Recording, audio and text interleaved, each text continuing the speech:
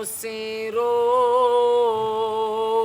अज कढ़ी पार पिरिया जा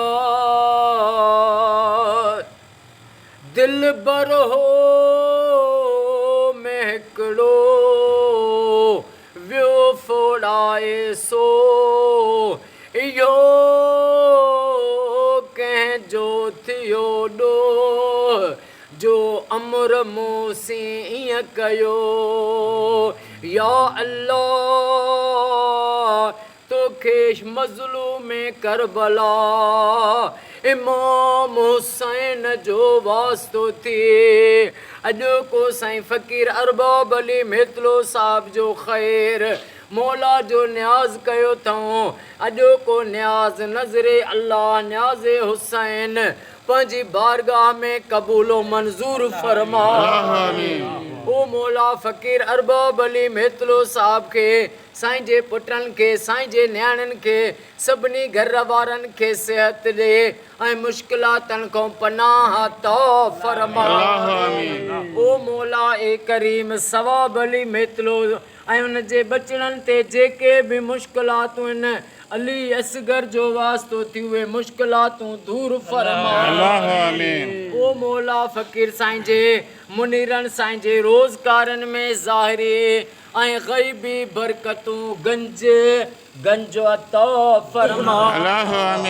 ओ मौला साईं ग़ुलाम शबीर अब्बासी जी ग़ैबी ऐं ज़ाहिरी मदद फरमा मौला ग़ुलाम शबीर अब्बासी तूं साईं जे बचड़नि तूं कुल मुश्किलातूं दूर फरमा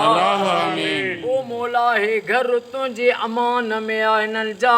क़यामत ताईं सॼण साम्हूं कजां ऐं हिननि जे दुश्मननि खे निस्तो नाबूद फरमा बाबा हाजी साईं हाजी अल वधायो भंड साईं खे बाबा हाजी साईं जे पुटनि खे बचड़नि खे सिहत ऐं वॾी हयाती अता फरमा जेका साईं वारनि जी हमशीरा बीमार आहे अस्पताल में आहे उनखे शफ़ा अता फरमा फैज़ मोहम्मद साईं खे रोज़ी अता फरमा गुलज़ार फुलपोटो साईं खे सिहत साईं जे बचड़नि खे सेहत ऐं वॾी हयाती अता फरमा मौला जेके बीमार आहिनि उन्हनि खे शफ़ा अता फरमा बे औलादनि खे औलाद अता फरमा बेरोज़गारनि खे रोज़ी अता फरमा महबूब जी उम्मत सारी खे फ़िरक़नि खां बचा इन्नल्लाह व मलाइकतहू युसल्लूना अलल नबी या रसूलल्लाह या अय्युहल्लज़ीना आमनू सल्लु अलैहि वसल्लिमू तस्लीमा